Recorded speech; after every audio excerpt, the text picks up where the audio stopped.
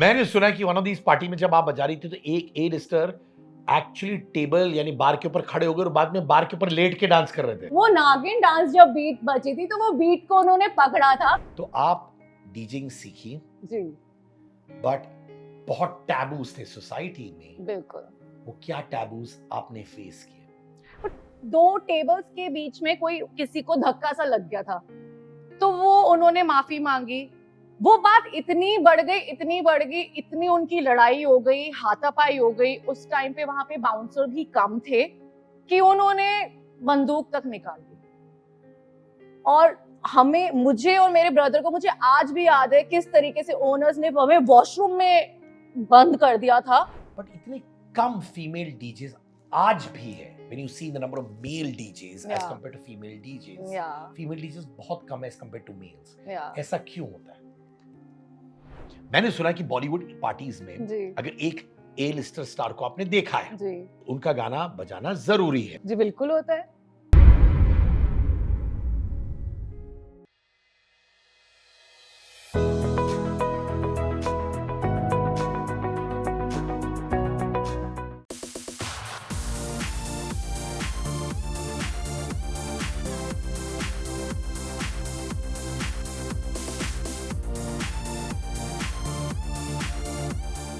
दिल्ली की लड़की, middle class family, बहुत सारे रूल्स इनको तोड़ने पड़े to become a world class DJ. Travelled all over the world, party set करती है अपने म्यूजिक के साथ। And you also obviously seen her in MTV Splitsvilla. Sonali Katiyal यानी कि DJ Sonali in the house. कैसे हो आप? मैं बहुत ही अच्छी हूँ, आप कैसे हैं? मैं बहुत अच्छा हूँ, बहुत खूबसूरत लग रही हैं आप। Thank you so much.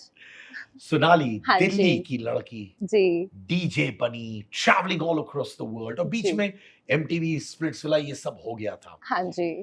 Family के बारे में पहले बताओ। And I know that this is going to be a story that all girls specially will love, क्योंकि जो फील्ड आपने चुनी है जी, बहुत सारे रूल्स तोड़ने पड़े होंगे, बहुत सारे टैबूज थे। But let's get back to daily life. Family के बारे में बताइए ना। फर्स्ट ऑफ ऑल मैं आपको थैंक यू बोलना चाहूंगी फॉर हैविंग मी हियर। और अगर फैमिली की बात करूं तो बहुत ही मिडिल क्लास फैमिली से आते हैं, और जहाँ पे डीजे आता है स्पेशली इन गर्ल्स, तो लोग एक्सेप्ट ही नहीं करते थे पहले टाइम पे कि लड़कियां भी डीजे बन सकती हैं या वो किसी रियलिटी शो में जा सकती हैं। सबसे ज्यादा आई बिलीव जो प्रॉब्लम्स क्रिएट करते हैं ना हमारी लाइफ में, वो हमारे रिश्तेदार होते हैं, जो कि आपको खुश देख ही नहीं सकते। वो चाहेंगे नहीं कि आप कभी भी जिंदगी में कुछ भी सक्सेस के लेवल पे जाओ, वो आपकी सक्सेस ही नहीं देख सकते। तो ये वही लोग होते हैं जो आपकी फैमिली को पिन करेंगे, आपकी मदर को, आपके फादर को, कि आप कैसे अपनी डॉटर को एक इस इंडस्ट्री में भेज रही हो, टीवी पे भेज रही हो, या स्प्लिट्सविला करवा रहे हो, या डीजे बना रहे हो। तो उनकी तरफ से तो मुझे बहुत प्रॉब्लम फेस हुई, लेकिन मेरी फैमिली थ्रू आउट सपोर्टिव रही। मेरे डैड, मेरे मॉम, मेरा भाई, वो मेरे साथ खड़े रहे और उन्होंने मुझे इतना सपोर्ट करा, और आज मैं यहाँ पर हूँ, इस मकाम पे हूँ, अपने फैमिली की सपोर्ट की वजह से, उनके प्यार की वजह से और उनके ब्लेसिंग्स की वजह से। तो ये जो फैमिली है आपका जी, जो रिश्तेदारों से लड़ कर के बोलो देखो मेरी बेटी के बारे में कम कुछ मत बोलो, ठीक है जी। माता पिता करते क्या है? अभी तो मेरे डैड नहीं है, और आई लॉस्ट माय डैड इन 2020, और मेरी मॉम हाउसवाइफ है एंड ब्रदर वर्किंग है। और जब तक डैड थे ना, मतलब लाइफ इतनी हैपनिंग थी ना, क्योंकि कुछ भी मुझे प्रॉब्लम होती थी ना लाइफ में, वो एक हाथ मेरे सर पे आता था और मुझे हमेशा कहते थे कि तू टेंशन क्यों ले रही है, मैं बैठा हूं ना। कोई भी रिश्तेदार पोक करने की कोशिश करता था या लेट डाउन करने की कोशिश करता था मेरे डैड को फोन करके कि आपकी बेटी क्या पहन रही है, ये ट्रैवल कर रही है या ये नाइट क्लब्स में प्ले कर रही है, तो मेरे डैड एक ही जवाब देते थे, वो मेरी बेटी है and I feel proud on her. तो वो बस एक हाथ हमेशा उनका सर पे आता था कि तूने टेंशन नहीं ले ली, तूने स्ट्रेस नहीं लेना कि मैं यहाँ पे बैठा हुआ हूँ। तो मैं बस वो बहुत मिस करती हूँ, लेकिन आई नो वो मेरे साथ ही हैं, उनकी ब्लेसिंग्स, उनका प्यार मेरे साथ है, और मेरी मॉम मेरे साथ है, मेरे ब्रदर मेरे साथ है। सो या I am very strong and independent and I feel so proud of this. तो पिताजी ने प्रोटेक्ट किया रिलेटिव्स से? बिल्कुल, बहुत ज्यादा प्रोटेक्ट किया। पर उस वक्त जब आप दिल्ली में हुआ करती थी एज अ गर्ल चाइल्ड, जी। उसी वक्त चस्का था डीजेइंग या कुछ और था? डीजेइंग का तो टू बी वेरी फ्रैंक कभी सोचा ही नहीं था। जैसे मॉडलिंग में इंटरेस्ट था तो पोर्टफोलियो कराया, और आप मानोगे नहीं, मैं जब पोर्टफोलियो करा रही थी, कराते कराते मुझे वहां से शूट्स ऑफर हो गए। तो शूट्स ऑफर हुए, रैम्प वॉक, मतलब एक अलग, कहते हैं ना, रास्ता अपना भगवान बनाता रहता है। तो वहां से मैं इस मॉडलिंग इंडस्ट्री में आई, तो मुझे स्प्लिट्सविला का ऑफर आया। तो जब मुझे स्प्लिट्सविला का ऑफर आया तो मेरी फैमिली मेरे साथ खड़ी हुई कि आपको ये स्प्लिट्सविला करने का मौका मिला है, you should go and do it, चाहे कोई कुछ भी बोले, आप जाओ। और एक हमेशा से ड्रीम था कि टीवी पे आना है, रियलिटी शो करना है। तो मेरे डैड, मॉम, ब्रदर ने इतना सपोर्ट करा कि नो, एक पल तो मेरे मन में आया कि करूं या ना करूं, लेकिन मेरे डैड कहते नहीं, go and do it and make us feel proud. तो मैंने वो रियलिटी शो करा। तो जब मैं वो रियलिटी शो करके आई तो लोग एक होता है MTV स्प्लिट्सविला फेम, एक क्रेज होता है, फैंस होते हैं आपके, तो लोगों ने अपेरेंस के लिए बुलाना हमें शुरू करा। तो जब हम वहां पे जाए, हमारे फैंस से कनेक्ट हुए, तो हम लोग हमेशा कंसोल पे खड़े होते थे। वहां मैं हमेशा डीजे को देखती थी, वो किस तरीके से पार्टी का माहौल बना रहा है, कैसे लोग एंजॉय कर रहे हैं। मैंने कहा ये जब हम यहाँ पे खड़े, अगर मेल डीजे कर सकता है तो फीमेल डीजे क्यों नहीं कर सकती? So let's create a history. तो मुझे ये था कि अगर मैं करूंगी तो मेरे को देख के कितनी लड़कियां मोटिवेट होंगी कि अगर वो कर सकती है तो हम भी कर सकते हैं। तो बस वहां से मैंने वो शुरुआत करी और आज मैं आपके सामने हूँ। आई वांट टू अंडरस्टैंड, जब आपने पहले डिसाइड किया कि आप मॉडलिंग में जा रही थी, वो आसान था आपके लिए? हाँ, मेरे तो बहुत आसान था। हम्म? आसान था वो तो। था, हम्म। माने आपने बस पोर्टफोलियो कराया और मेरे को तो बस शूट्स ऑफर होते गए वहां से। अरे वाह! फिर स्प्लिट्सविला कैसे हुआ आपके लिए? क्योंकि मेरी फोटोज, जैसे जो दिल्ली में टीम होती है, मुंबई की टीम्स होती हैं जो दिल्ली में ऑडिशंस कराते हैं, तो वो मुझे जानते थे। तो उन्होंने मुझे बोला कि आपकी प्रोफाइल बिल्कुल फिट है फॉर स्प्लिट्सविला। तो उन्होंने मेरी प्रोफाइल आगे फॉरवर्ड करी, और मुझे आज भी याद है, खान मार्केट CCD में हमारा इंटरव्यू था स्प्लिट्सविला का। वहां उन्होंने सारी लड़कियों को बुलाया था, वहां मेरा इंटरव्यू हुआ था। तो मैं बहुत लेकिन कैजुअल वे में गई कि चलो ठीक है, गिव अ ट्राई, लेकिन एक कॉन्फिडेंट था कि मैं कर सकती हूँ। उस समय लुक्स चाहे बहुत सिंपल थी, एक मिडिल क्लास से आना, जरूरी नहीं आप हमेशा इतना हाई फाई पर्सनैलिटी को कैरी करते हो, बट ये था कि जो हो आपने वही आगे कैरी फॉरवर्ड करना है और अपने आप को वैसे ही रिप्रेजेंट करना है। तो वो मेरा प्रोफाइल आगे बॉम्बे गया, उनको वहां से इतना पसंद आया कि दे अप्रूव्ड मी, और हम 20 गर्ल्स थी, उसमें से एक मैं भी थी। और सनी लियोनी भी थी। बिल्कुल, उन्होंने शुरुआत ही हमारे सीजन से करी थी। तो सनी उस वक्त स्पेशली जी। बहुत सारे आरोप आते थे सनी पर, अब जी। तो लोगों ने उनको एक्सेप्ट कर दिया। लिया। उस टाइम आसान नहीं था, बिल्कुल आसान नहीं था। लिटरली। जी। तो आपने देखा है सनी को उस दौरान जब लोग बोलते थे यार ये तो अडल्ट स्टार है, जी। पॉर्न स्टार है, जी। Used to look down on her, वो आपने देखा है सब करीबी तौर से? बिल्कुल देखा है, बट मैं एक बात बोलना चाहूंगी, एज अ पर्सन वो जितनी स्क्रीन पे खूबसूरत दिखती है ना, वो एज अ पर्सन उतनी ज्यादा खूबसूरत है। होता ही है कि बातें बनाना बहुत आसान है, जब तक कोई बंदा आपको इन पर्सन नहीं जानता ना, वो सिर्फ आप पे उंगली उठाएगा। हम उनके साथ वहां रहे हैं, वो हम लड़कियों के साथ आके पर्सनली बैठती थी, हमसे 1-on-1 बात करती थी। किसी लड़की को कोई भी प्रॉब्लम होती थी वो सुनती थी, and she was always there throughout with us. तो मैं यही कहूंगी कि जो लोग उनको नहीं जानते इन पर्सन, उन्होंने अब एक्सेप्ट करा है, but she is such a wonderful lady, wonderful woman, and we all are very proud of her. और दोस्ती हुई आपकी अच्छी सनी के साथ? जहां जब तक हम सेट पे थे तो हमारी दोस्ती थी उनके साथ। एक चीज जो सनी ने आपसे कही उस वक्त, जो आपने जिंदगी भर रखी है, क्योंकि Sunny went through a lot, I have seen it. मैंने ये भी देखा कि जब वो एक अवार्ड शो में बैक स्टेज थी और वो जाने वाली थी स्टेज में टू प्रेजेंट एन अवार्ड, और 3-4 घंटे वो स्टेज के पीछे ही बैठी थी क्योंकि कोई और को प्रेजेंटर उनके साथ स्टेज पे खड़ा तक नहीं होना चाहता था, बिकॉज ऑफ हर पास्ट और परसेप्शन। सनी ने कुछ आपसे उस वक्त कही थी, क्योंकि ये वो फेज था जहाँ पे वो खुद को एस्टैब्लिश कर रही थी, was trying to move away from the adult star, porn star वाला टैग। आई थिंक उन्होंने ये एक बहुत अच्छा जवाब खुद ही आके दिया। अकेले उन्होंने जो अपना सफर तय करा, और उनको कोई भी सपोर्ट नहीं कर रहा था, बट यस उनके हस्बैंड थ्रू आउट उनके साथ रहे, वो सेट पे भी थ्रू आउट वहां पे होते थे, और उनका आई थिंक सपोर्ट बहुत रहा है। और जिस तरीके से सनी लियोनी ने एक अचीवमेंट हासिल करी है आज की डेट में, आई गेस हर कोई उनके साथ काम करना चाहता है। तो मेरे ख्याल से जो लोग उनके बारे में इतना बोलते थे, उन्होंने वो तमाचा मारा सबके चेहरे पे, और आज हर पूरी दुनिया उनकी फैन है, पूरी दुनिया उनकी दीवानी है। We love her. Sanjana Ganesan जो जसप्रीत बुमराह की वाइफ है, जी स्पोर्ट्स कमेंटेटर है, जी वो भी आपके सीजन में थी। जी। दोस्ती हुई आपकी उनके साथ सच्चे दिल से? दोस्ती सिर्फ स्प्लिट्सविला तक थी, बट उसके बाद कोई दोस्ती नहीं। वो अपनी लाइफ में बिजी हो गई, हम अपनी लाइफ में बिजी हो गए। उन्होंने अपना सफर बॉम्बे की तरफ चुना, हम दिल्ली में अपना। हमने अपना यहाँ नाम बनाया, उन्होंने अपना वहां नाम बनाया। पर बताओ ये कि संजना जी सच्ची दोस्त बनी उस टाइम की बस वही था कि शो था ठीक है? नहीं नहीं, सच्ची दोस्त बनी। उस समय वहां पे जितने भी रिश्ते बने सब सच्चे बने। देखिए, निभाना बहुत जरूरी होता है। दोस्ती तो आप किसी से भी कर लेंगे, लेकिन एक होता है लॉन्ग टर्म तक आप रिश्ते जिनके साथ निभाते हो, वही रिश्ते आज की डेट में मायने रखते हैं। तो वो एक शॉर्ट टर्म की दोस्ती थी। How was she as a person?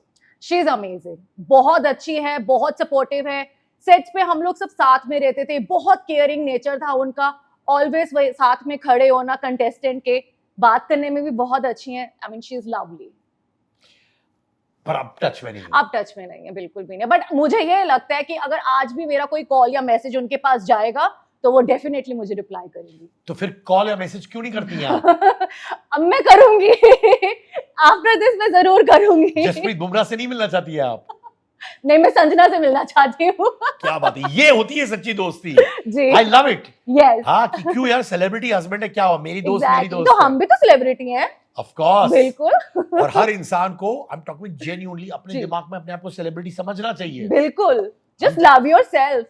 है ना? एग्जैक्टली। तो देन स्प्लिट्सविला हुआ, पर वो शो ने आपके लिए क्या किया? What did it do for you? मैं सही बताऊं, वो शो ने मेरी लाइफ बदल दी। मैंने सोचा नहीं था आज मैं आपके सामने यहाँ बैठी हूँ, is just because of that show. मुझे, मेरा मानना ये है कि जब आप कोई भी रियलिटी शो करते हो, आप अगर टीवी पे आ रहे हो, आपको एक मकाम मिला है अपने आप को प्रेजेंट करने का, आप उसको यूटिलाइज करो। आप घर मत बैठो या आप ये मत सोचो कि चलो हो गया। आप उसको यूटिलाइज करो, आप देखो अपने आगे क्या करना है। तो जब हम अपीयरेंस के लिए जाते थे, और मैं हमेशा ये सोचती थी कि सोनाली अब सीजन 8 आएगा, नए कंटेस्टेंट आ जाएंगे, फिर लोग उनको बुलाएंगे अपीयरेंस के लिए, तो आप लोगों की वैल्यू कहीं ना कहीं दबती चली जाएगी। यही मौका है कुछ करने का, अपना नाम बनाने का। नहीं तो कितने सीजन आए हैं स्प्लिट्सविला के, और बहुत कम लोगों को आज याद किया जाता होगा। तो मैंने यूटिलाइज किया उसको। मैंने डीजे को देखा, मेल डीजे जो होते थे, कि ये कैसे पार्टी को रॉक कर रहे हैं, तो मैंने कहा why not try this DJing industry. वहां से मैंने उसको सीखा, मैंने अपना प्रैक्टिस करी, वहां पे जाके मैंने उसको सीखा, मैंने लर्न करा। और आप मानोगे नहीं, मेरा पहला शो था दोहा कतर का, सीधा इंटरनेशनल, और मैं बस लर्न ही कर रही थी। तो ऐसे सीखते सीखते दूसरा शो मिला मुझे दुबई का। तो ऐसे करते करते करते करते मैं ऑस्ट्रेलिया टूर कर चुकी हूँ, और मैंने यूरोप टूर करा है, श्रीलंका, बहरीन, थाईलैंड, बहुत कंट्रीज में प्ले करा है। और आज मैं यहाँ हूँ, and I feel so proud, self independent, कि मेरी मेहनत रंग लेकर आई। And we are also very proud of you. मैं गर्ल पावर में बहुत विश्वास करता हूँ। बिल्कुल। एंड स्पेशली आपने वो फील्ड चुना जो उस टाइम पे लेडीज को ज्यादा चांसेस नहीं मिलते थे, बिल्कुल नहीं तो मिलते जब थे। आपने डिसाइड किया कि आप डीजेइंग करने वाली है, जी, पहले बात करते हैं स्किल सेट की। आपने डीजेइंग सीखा कैसे? मैंने डीजेइंग खुद से सीखा, कोई नहीं सिखाता, कोई भी नहीं सिखाता। आपको खुद ही मेहनत करनी पड़ती है, आपको खुद ही सीखना पड़ता है। खुद अपना सिस्टम लेके बैठो, लैपटॉप लेके बैठो, सर्च करो, ट्रैक्स को सर्च करो, कौन से गाने आ रहे हैं। और सबसे बड़ी बात, आपको टेस्ट पता होना चाहिए कि पब्लिक को क्या टेस्ट चाहिए। अगर आप खड़े हो, आपको यही नहीं पता कि सामने क्राउड की डिमांड क्या है, तो आप कुछ भी नहीं कर सकते। And you can not stand like a dummy. नहीं, आपको भी उनके साथ एंजॉय करना, आपको वाइब करने उनके साथ। अगर पंजाबी क्राउड है तो you have to be like proper Punjabi, Punjabi music डाल दो, उसमें पंजाबी तड़का डाल दो। तो आप म्यूजिक में हमेशा रुचि रखती थी, यू लाइक्ड म्यूजिक। या तो आप किस तरह का म्यूजिक बजाती थी उस वक्त, और आप क्या बजाते हो आप?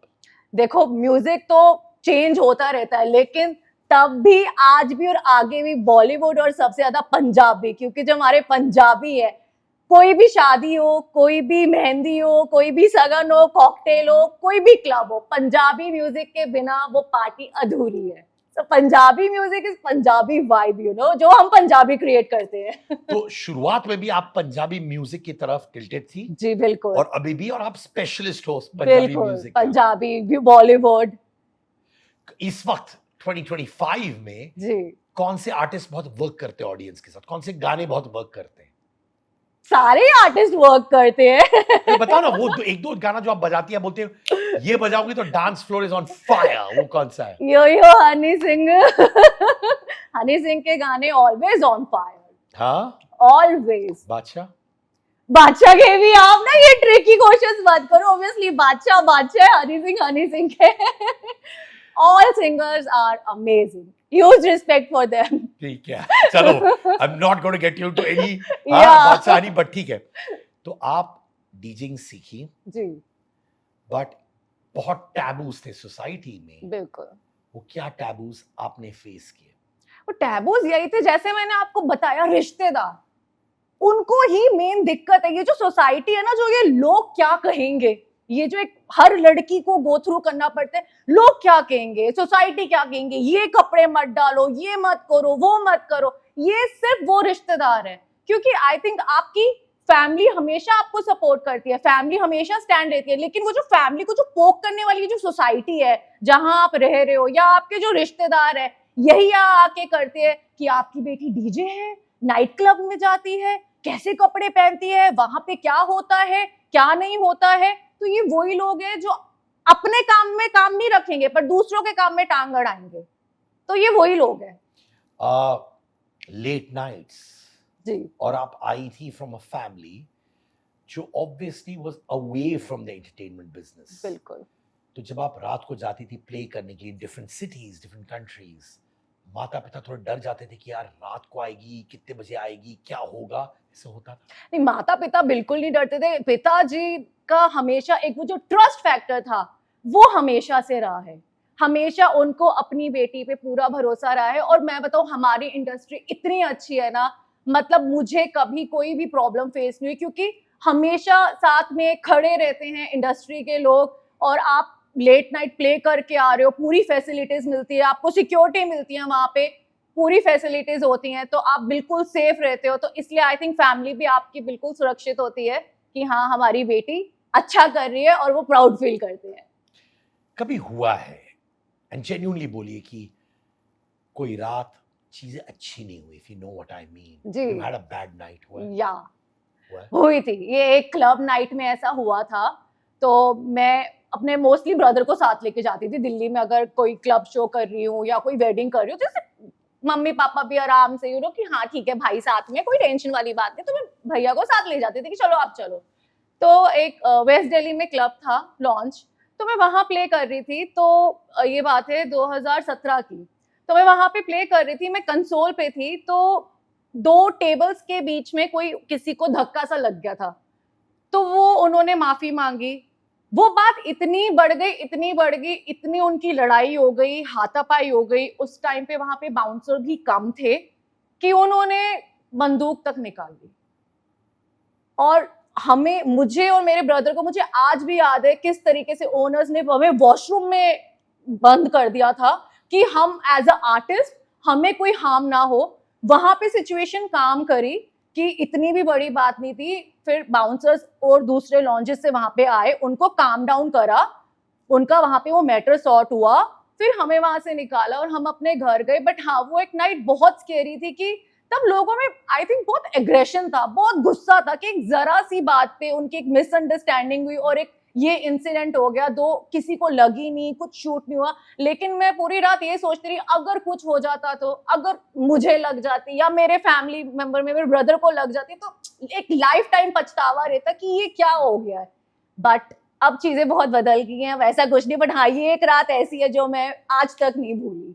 कभी कभार वो रात के बारे में सोचती हैं तो ट्रॉमा होता है? बहुत ज्यादा ट्रॉमा होता है, क्योंकि वो जो इंसिडेंट था ना, जब आप कंसोल पे प्ले कर रहे हो, एक बहुत हैपनिंग पार्टी चल रही हो ना, आपको समझ नहीं आया एकदम से क्या हो गया है, और कोई इतनी बड़ी बात भी नहीं थी, और एकदम से ऐसे गन का निकलना, तो वो हॉन्ट करता है कभी कभार कि बस वो रात कट गई, कुछ नहीं हुआ, सब सेफ थे और हम भी सेफ है और यहाँ बैठे हैं. दिल्ली में काफी इंस्टेंसेस होते हैं where women are unsafe, और आप दिल्ली में भी प्ले करती हैं. जब आप रात को निकलते हो खुद अनसेफ फील करते हो at times, specially playing in night clubs या फार्म पार्टीज में जो वेडिंग्स होते हैं या लोगों की फार्म पार्टीज होती हैं, कभी अनसेफ फीलिंग आती है? नहीं, मेरे को आज तक कभी भी अनसेफ फीलिंग नहीं आई। मेरा मानना ये है, और मैं सब लड़कियों को भी ये मैसेज दूंगी कि आप बिल्कुल एक कॉन्फिडेंट होके बैठो, आपको डरने की जरूरत नहीं है, क्योंकि लड़कियां लड़कों से बिल्कुल भी कम नहीं है। और आजकल इतनी फैसिलिटीज है हमारे फोन पे कि हम कहीं पे भी हैं, हम लोकेशन सेंड कर सकते हैं, शेयर कर सकते हैं। अपना एक फैमिली मेंबर या अपना एक दोस्त, अपना एक पार्टनर आप रखो। जब भी आप कहीं से निकल रहे हो तुरंत लोकेशन शेयर करो।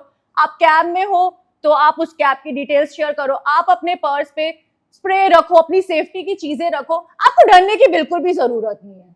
कोई भी अगर आपसे पंगे ले, वाट लगा दो उसकी, वहीं पे 2 मिनट में उसकी वाट लगा दो। आई लव इट या लड़कियों से कोई पंगा ना ले, समझे? और आज की बिल्कुल। लड़कियां बहुत पावरफुल है। बहुत पावरफुल है और मैं बैठी हूँ सबके लिए। How nice, I like the way you are empowering women as well. Yes, आप बाउंसर्स के साथ मूव करते हो? बाउंसर्स वैसे बाउंसर्स के साथ मूव नहीं करती मैं, बट हाँ अरे मेरा मतलब है कि जब आप play करते इवेंट्स हो पे बिल्कुल। ताकि लोग आपको आसानी से, देखो क्या होता है कभी कभार मैंने भी नोटिस किया कि बहुत जी। सारे वेडिंग्स होस्ट करता हूँ, इवेंट्स होस्ट करता हूँ, जब कोई डीजे महिला है and she is a pretty looking DJ या जो मूव करती है, डांस करती या है, तो जानबूझ के लड़के लोग वहां आ जाते आ हैं कॉन्सर्ट जाते में, और बहाना होता है गाने का गाने रिक्वेस्ट, का रिक्वेस्ट। और वो लास्ट होता है उनका। या उनको बस किक लगता है to get close to the girl या and then you bounces around the girl. वो होता है आपके साथ? बिल्कुल होता है, पूरी सिक्योरिटी मिलती है। लेडी बाउंसर्स होते हैं, जेंट्स बाउंसर्स होते हैं, और पूरा प्रोटेक्ट करके रखते हैं कि कोई अप्रोच भी नहीं कर सकता। So thank you to all bouncers community जो हमें इतना प्रोटेक्ट करते हैं। सो या सिक्योरिटी बहुत होती है। पर सोनाली बताओ, बहुत सारे डीजेस होते हैं and they are doing so well, but इतने कम फीमेल डीजेस आज भी है। When you see the number of male DJs as Yeah. Compared to female DJs, या फीमेल डीजेस बहुत कम है एज कंपेयर्ड टू मेल्स। या ऐसा क्यों होता है?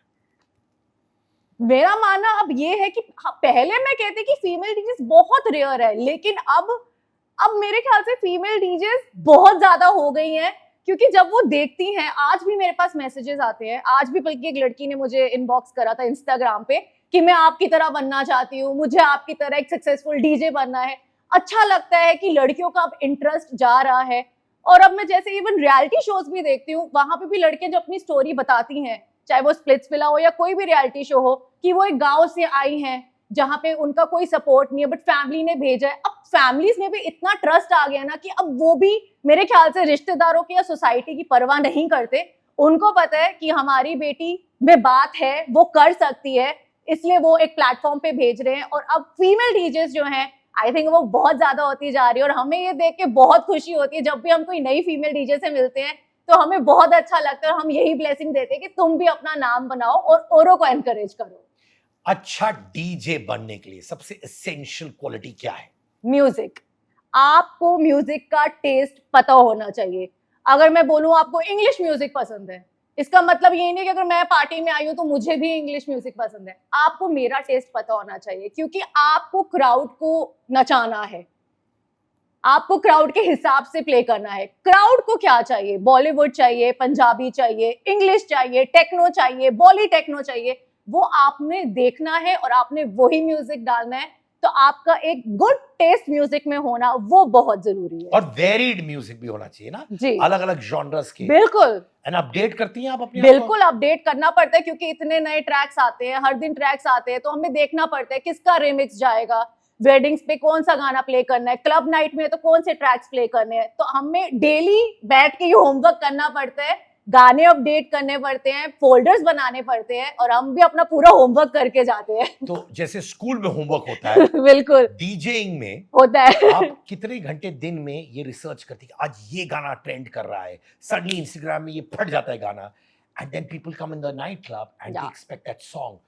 तो आप कितने घंटे दिन में बताते हो अपने स्किल्स, अपने म्यूजिक को समझने के लिए and you know introducing new songs to your own 3 self? से 5 घंटे तो बहुत आराम से जाते ही जाते हैं। आप मेहनती स्टूडेंट हो। बहुत मेहनत करी है मैंने, तभी मैं यहाँ पे बैठी हूँ। मैं बहुत मेहनत करके आई हूँ। लोगों को बस लगता है कि ये पहुंच गए, बजाया, ये बिल्कुल। क्या वो क्या, नहीं, there's a lot of method to the madness। 5 घंटे Exactly. दिन में। लोगों को लगता है कि इनकी तो कितनी ग्लैमरस लाइफ है, इनकी तो लाइफ में कोई टेंशन ही नहीं है, सब सॉर्टेड है, बट ऐसा नहीं है। हम बहुत मेहनत करते हैं, we also have gone through a lot.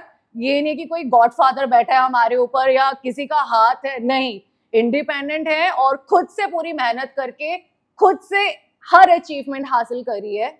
सो या आप कितने साल से डीजिंग कर रहे हो? It's been 10 years now. 10 years। तो हफ्ते में कितने बार आप बजाते हो? नाइट क्लब्स हो, शोज हो, कितने बार? 1 से 2। 1 से 2। It's always fluctuate. मैंने रफली 10 शोज। या तो ज्यादा क्या करते हो? नाइट क्लब्स में प्ले करते हो या वेडिंग्स में प्ले करते हो या कॉन्सर्ट्स में प्ले करते हो? क्या करते हो? सी ऑलवेज मिक्स रहता है, नाइट क्लब्स भी रहते हैं, वेडिंग्स भी रहती हैं, कॉन्सर्ट्स, कॉलेज इवेंट्स, सो ये ऑलवेज मिक्स रहता है। और कभी और हमारे शोज ऐसे बड़े सडन होते हैं, जैसे अगर आज मैं यहाँ बैठी हूँ तो सपोज करो मेरे पास कल की क्वेरी आ जाएगी, आर यू अवेलेबल? अच्छा ठीक है, ये क्लब है या ये वेडिंग है या ये कॉलेज फेस्ट है, तो ऐसे रहता है। सो या तो हर जॉनर के लिए अलग रेट होता है आपका? जी हंस रही थी। जी हाँ? जी। सबसे ज्यादा कौन सा इसमें कमाते हो? वेडिंग्स में या क्लब्स में या कॉन्सर्ट्स में? अब फंसा रहे हो।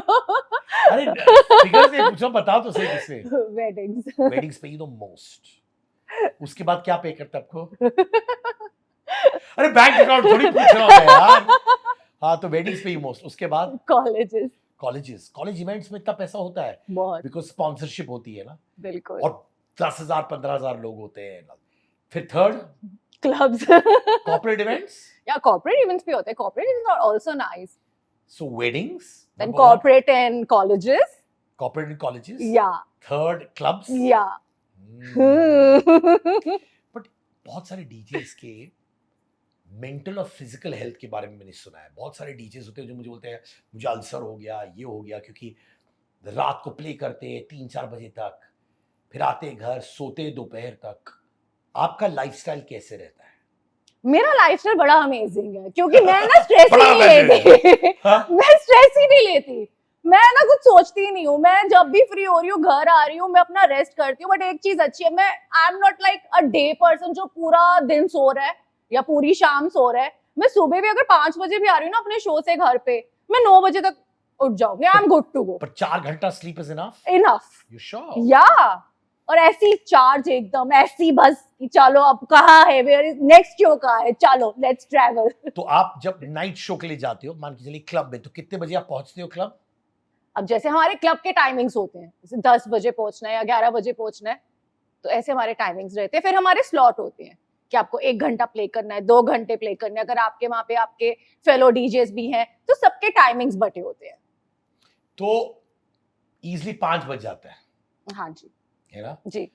तो नेक्स्ट डे आप अपना दिन बर्बाद नहीं करती है? बिकॉज बहुत सारे डीजे उठते हैं दोपहर को 2-3 बजे। नहीं नहीं, मैंने दिन बर्बाद करती, मैं अपने दिन को यूटिलाइज करती हूँ, मैं अपना होमवर्क करती हूँ। और आप हेल्थ का ख्याल रखते हो? जी बिल्कुल, देखो फिट एंड फाइन। अमेजिंग। मैं अपनी फेवरेट हूँ। मैं अपनी फेवरेट हूँ। आप जिम में जाते हो, ये सब करते हो? जाती थी, छोड़ क्यों दिया? टाइम अब दोबारा जाना शुरू करूंगी। नहीं, बिकॉज डीजेस के बहुत मैंने सुने हेल्थ इश्यूज हो जाते हैं। नहीं, touch wood by God grace नहीं। Who is your favourite DJ? Me, उसके अलावा? माई सेल्फ, उसके अलावा मैं ही हूँ। कोई तो इंडिया में कोई डीजे जिसको आप रखती है पेडेस्टल पे? डीजे आकांक्षा पोपली, उन्होंने भी स्प्लिट्सविला किया था। She is amazing DJ. And then we have DJ Jubi. So yeah, ये lady DJ, they are lady DJ. Males में? मेल में DJ Chetas, DJ Like him? Akhil, they all are good. DJ Akbar Sami, I mean ये amazing DJs। In fact Aqeel, Akbar and all, वो 90s के DJ जी। तो अभी भी वो आपके फेवरेट लिस्ट में? बिल्कुल, और वो आई थिंक सबके फेवरेट लिस्ट में रहेंगे, क्योंकि उन्होंने भी अपना एक नाम बनाया है। And they all are so down to earth, because Aqeel के साथ जैसे शोज करे हुए, उनके उन शोज के बाद में हम जैसे मिले हैं, बैठे हैं सेम नाइट क्लब में, अमेजिंग पर्सनालिटी, अमेजिंग। एक उनका बात करने का तरीका, वो बिल्कुल बिंदास है। मतलब ऐसा नहीं है कि किसी में भी एटीट्यूड है या कोई किसी को लेट डाउन करा रहा है, नहीं। आई थिंक हम एक फैमिली है और हम लोग एक दूसरे को बहुत सपोर्ट करते हैं, चाहे वो मेल डीजे है या वो फीमेल डीजे है। पर डीजेस में भी राइवलरीज होती होगी ना, ऑब्वियसली, जैसे सिंगर्स के बीच में होती है, एक्टर्स के बीच में होती है, वैसे राइवलरीज होती है? नहीं, बिल्कुल भी नहीं होती है। जैसे मैंने बोला, इतने सपोर्टिव है हम लोग। मतलब अगर जैसे मेरे पास कोई शो है और सेम टाइम पे मेरे पास किसी और शो की क्वेरी आती है, तो मैं अपनी अदर फीमेल डीजेस को पास करूंगी, और सेम उनके साथ भी ऐसा है। अगर वो कहीं पे शो कर रही हैं और कोई और शो की डेट्स आती है, हमारे में ऐसा नहीं है कि यार अगर ये मैं नहीं करी तो ये भी ना करे। हम सब एक दूसरे को पास करते हैं क्वेरीज, चाहे वो इंडिया में हो या इंडिया के बाहर हो, तो हम लोगों में बहुत यूनिटी है। वो मेल डीजे हैं, फीमेल डीजे हैं, सब सपोर्ट करते हैं और एज अ फैमिली की तरह चलते हैं। अच्छा मुझे बताओ कि जैसे हर प्रोफेशन का कभी कभार लोग कहते हैं यार कॉर्पोरेट्स में 60 में रिटायर हो जाते हैं, कहीं पे लोग बोलते हैं कि ये प्रोफेशन का इतनी एज तक चलता है, कुछ लोग बोलते हैं इस प्रोफेशन में फ्यूचर नहीं है। डीजेइंग में क्या फ्यूचर होता है? अगर कोई इंसान 15-20 साल प्ले करता है, क्या उसके पास चांसेस है और आगे बढ़ने के लिए कि वो स्टैग्नेंट हो जाता है? क्या है? मैं तो कहूंगी डीजेइंग में फ्यूचर ही फ्यूचर है, सबको डीजेइंग करनी चाहिए, मैं तो सबको सपोर्ट करूंगी। एक बात बताओ, वेडिंग्स कभी बंद हो सकती हैं? आप नहीं, खुद बताओ। नहीं, वेडिंग्स तो एवरग्रीन है, चलती रहेंगी। लोग शादियां करना तो बंद नहीं करेंगे ना। क्लब्स कभी बंद हो सकते हैं? नहीं, एवरग्रीन है, क्लब्स भी चलते रहेंगे। आप किसी भी कंट्री में जाओ, आप पार्टी करने तो जाते हो ना, आप कहीं भी, आप भी इतना पार्टी ट्रैवल करनी करते, है, हम पार्टी करेंगे, किसी के भी पप्पा से नहीं डरेंगे। हाँ, या तो इसमें बहुत अच्छा स्कोप है और सबको ये एक अच्छा मतलब सोचना चाहिए। और मैं तो सबको मोटिवेट करूंगी, जो लोग घर बैठे हैं, जो लड़कियां घर बैठी हैं और वो चाहती हैं डीजेइंग करना, तो प्लीज करो। लेडी डीजेस के लिए क्या एडवाइस देंगी आप? मैं लेडी डीजेस के लिए यही एडवाइस दूंगी, जस्ट बी कॉन्फिडेंट, जस्ट जैसे आप हो आप वैसे रहो, किसी की सुनने की जरूरत नहीं है। अपने पे ट्रस्ट रखो, अपने म्यूजिक के टेस्ट पे ट्रस्ट रखो। और दुनिया का क्या है, दुनिया तो बोलती रहती है, एक कान से सुनो दूसरे कान से निकाल दो, आगे बढ़ो, आगे बढ़ो, बात खत्म। रीमिक्सेस आप खुद के करते हो? नहीं, क्यों अभी नहीं करते? करती। मैं अब सोच रही हूँ कि अब मैं प्रोडक्शन में भी जाऊं और मैं जरूर नेक्स्ट टाइम जब आपके साथ बैठूंगी तो मैं रिमिक्सेस में भी कुछ नया धमाका लेकर आऊंगी। नहीं, पर अभी तक क्यों रोक के रखा है आपने अपने आप को? अभी इतना टाइम ही नहीं मिल पाया, इतना ट्रैवल रहता है, हम लोग इतना ट्रैवल करते रहते हैं। बट अब जाके कुछ हम भी चेंज करेंगे, जैसे बोले ना बहुत सारा होमवर्क करना पड़ता है हमें भी, तो अब हम एड ऑन्स करेंगे। इंडियन डीजेस अगर आप कंपेयर करें इंटरनेशनल डीजेस के साथ, हम लोग कहां पे हैं? आई थिंक हम सबसे आगे हैं। मैं तो अपनी कम्युनिटी को ही सपोर्ट करूंगी। Indian DJs everywhere and we are fab, we are amazing और हम बहुत बढ़िया कर रहे हैं। और अब मैं नोटिस कर रहा हूं इवन इंटरनेशनल डीजेस जो होते हैं ना, वो भी हमारे पंजाबी म्यूजिक बजाते हैं, बिल्कुल बॉलीवुड ट्रैक्स बजाते हैं। इनफैक्ट उन लोग ने भी रियलाइज किया है कि अगर हमारे गाने बजा देंगे कहीं पे, क्या रिस्पॉन्स आता है यार, पार्टी उठ जाती है। आप ये देखो ना, इंटरनेशनल जो कंट्रीज हैं वो हम इंडियन डीजेस को बुला रही हैं अपनी कंट्रीज में, वो हमें वहां मौका दे रही है। तो उनको चाहिए ये टेस्ट, उनको चाहिए ये मसाला, ये बॉलीवुड तड़का, ये पंजाबी तड़का। एंड बॉलीवुड पंजाबी एवरीवेयर, आप किसी भी कंट्री में चले जाओ आपको इंडियंस मिलेंगे मिलेंगे। वो कितना इंग्लिश म्यूजिक सुन लेंगे, उनको चाहिए बॉलीवुड, उनको चाहिए पंजाबी। अब बॉलीवुड प्राइवेट पार्टीज में परफॉर्म किया, जी क्या होता है वहां पे? नाम तो नहीं लूंगी, पर वहां बहुत मस्ती होती है, क्योंकि हम लोग उनको जब टीवी पे देखते हैं तो हमें एक डिफरेंट पर्सनालिटी देखने को मिलती है, राइट। लेकिन जब हम उनको लाइव अपनी आंखों के सामने देखते हैं तो वो भी हमारे जैसे ही हैं, वो भी उतनी मस्ती करते हैं, वो भी नागिन डांस करते हैं, वो भी उछल कूद करते हैं, वो भी टेबल पे चढ़ के डांस करते हैं। तो आई थिंक उस टाइम पे कोई कैमरा नहीं होता है जो आपको रिकॉर्ड कर रहा है, तो वो जो है इन रियल, वो अपनी वही पर्सनालिटी दिखाते हैं, वो भी हंसते हैं, सबके साथ बात करते हैं, पिक्चर्स लेते हैं।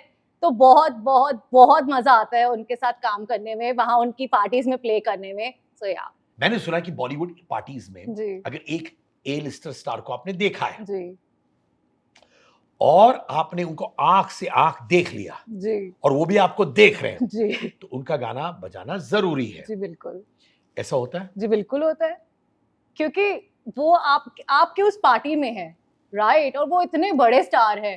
तो ये एक हमारी तरफ से होता है कि जब हम किसी स्टार को देखते हैं तो डेफिनेटली हम उनका गाना प्ले करते हैं ताकि उनको भी अच्छा लगे और वो भी एंजॉय करे अपने गानों पे।